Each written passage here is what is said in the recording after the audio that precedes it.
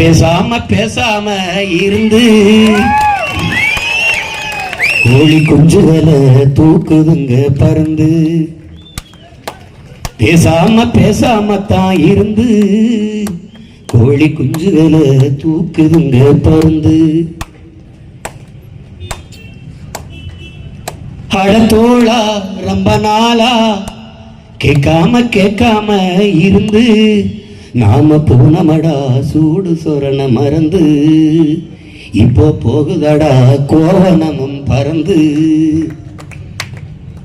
விளைச்ச வயிறு அறுவடைக்கு விளைஞ்சு கிடக்குது, உணவில்லாம உழைச்ச வயிறு காஞ்சு கிடக்குது.